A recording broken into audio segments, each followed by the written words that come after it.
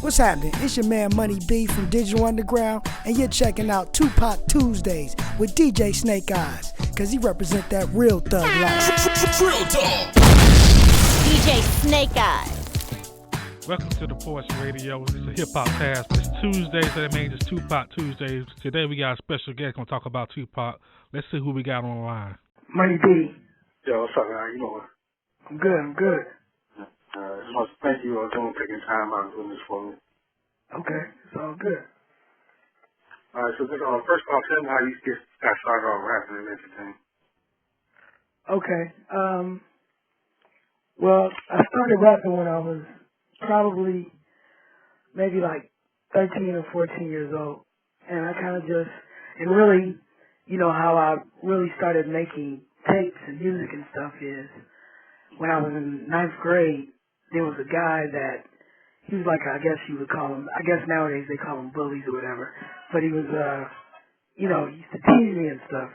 And, you know, me being a small guy, I really couldn't talk loud to talk back at him. So I went home and made a rap about him, and I put it on tape.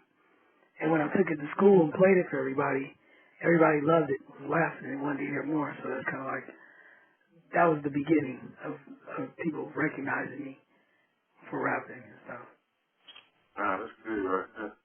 So how did you get down with Digital Underground? How did they all come about? Well, with Digital Underground, you know, I had been rhyming for a few years, and I was in a group called MGM with DJ Fuse, who was then known as DJ Goldfinger, and another guy named Mac Moan. And we were shopping our demos and doing talent shows and anything that we could do to be heard in the Bay Area, in Oakland and around the Bay Area. And, you know, we ended up opening for Digital Underground at the time. They had one song out called Underwater Rhymes. And they liked our DJ, and they wanted him to join the group. And long story short, he agreed to work with them, but they had to work with me. And that's kind of like how we started working together. Okay. I gotta ask you, like, Digital Underground came out with Humpty Dance. Shot you and Humpty Hump. How did that come about? Y'all was trying them or anything like that? They ain't gonna work, or y'all was like, just like the two songs? Well, it's funny because the Humpty Dance was one of the last songs that were recorded for the album. And the way that it got recorded is because one of the other songs we had didn't get clear, but as soon as we made that song and we heard it, we knew it was a hit. It was, you know, we instantly said, this is, I think we got one. And this was even on the 4-track version of the song. So how did Shot G, like, being Humpty Hump? Did he, like, was he gonna tell you, like, okay, people call you Humpty Hump, or I still want to be Shot G?